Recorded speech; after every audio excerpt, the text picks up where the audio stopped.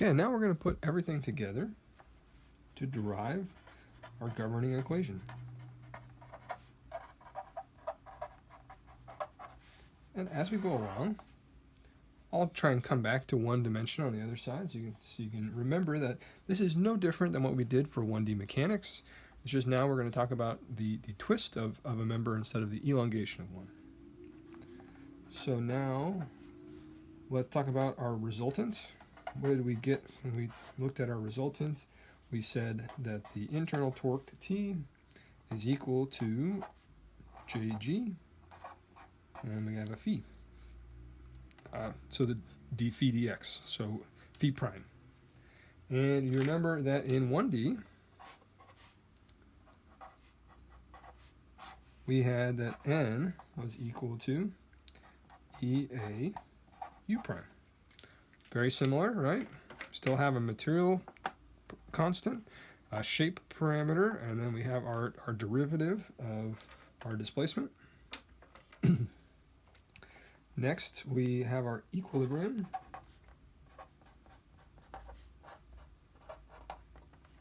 And, that when we're talking about our torsion, that's going to be dt dx plus little t of x is equal to 0. When we did 1D mechanics, that looked like, well, we had a dn dx plus b of x is equal to 0. We took all this stuff, we put it in there to get our governing equation.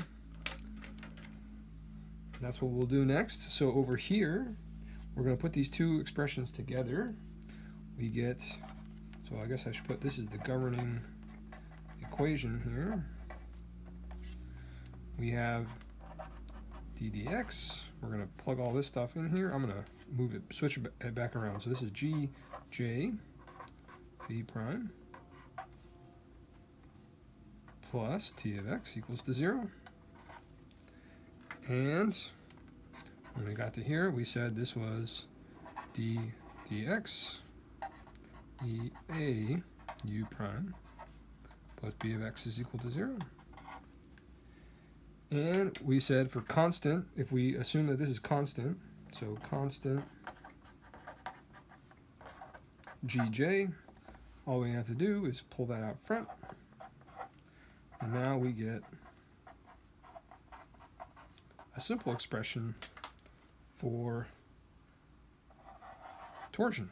So this is our governing equation for torsion if we assume that we have a constant gj, which many times we will. If one of those varies with x, then we need to use our more general form here, just like we did for 1D. Remember in 1D, this ended up being EA u double prime plus b of x is equal to 0. And again, we thought about boundary conditions, and we were able to use this to solve a number of useful problems. The last thing I wanted to point out, we talked about this before, but I think it's good to bring up again, is the idea about stress. So this is the stress on a cross-section, and we said that in our 1D, tau is equal to the applied torque T times rho over J, and in 1D, stress was equal to just N over A. So remember that when we talk about stress and torsion, that stress is not constant over the cross-section.